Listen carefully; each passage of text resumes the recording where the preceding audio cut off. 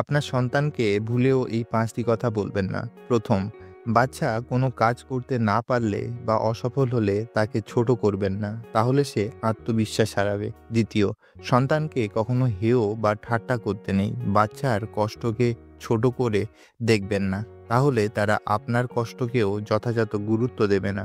৩য়, বাচ্চাকে কখনো বলবেন না আপনি তাকে ভালোবাসেন না বা তাকে জন্ম দিয়ে ভুল করেছেন। এর ফলে বাচ্চারা নিজের পরিবার থেকে দূরে ভাবা শুরু করে দেয়। ৪র্থ, আপনার সন্তানের প্রতিভাকে কখনো অপমানিত করবেন না, কারণ বাচ্চারা ছোট প্রচেষ্টাতে বা বাবা মায়ের প্রশংসা আশা করে। না হলে বাচ্চার মনে গভীর আঘাত লাগে, যেটা তারা কখনো ভুলতে পারে না। ৫ম, বাচ্চাকে ঘন ঘন মিথ্যে কথা বলবেন না, না হলে বাবা মায়ের প্রতি বাচ্চার বিশ্বাস কমে যেতে থাকে। এর ফলে বাচ্চার পুরো জীবন ক্ষতিগ্রস্ত হয়।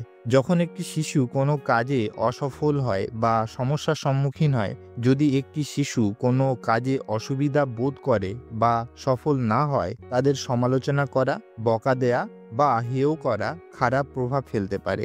এর ফলে নিম্নলিখিত ৪টি সমস্যা দেখা দিতে পারে। ১ম, আত্মবিশ্বাসের অভাব। শিশুটি তাদের সক্ষমতা নিয়ে সন্দেহ করতে শুরু করবে এবং নিজের অযোগ্য বলে মনে করবে। ২য়, ব্যর্থতার ভয়। সমালোচনার ফলে শিশুর মনে নতুন কিছু চেষ্টা করার ভয় তৈরি হতে পারে, কারণ তারা ব্যর্থ হলে বিচার বা তিরস্কারের শিকার হওয়ার আশঙ্কা করে। ৩য়, মানসিক প্রভাব। কঠোর ব্যবহার শিশুর আবেগকে আঘাত করতে পারে, যা হতাশা, উদ্বেগ বা দুঃখের কারণ হতে পারে। ৪র্থ, উন্নতির অভাব। উৎসাহ ছাড়া শিশুটি চেষ্টা করতে অনীহা প্রকাশ করতে পারে এবং শেখার বা উন্নতির প্রতি আগ্রহ হারিয়ে ফেলতে পারে।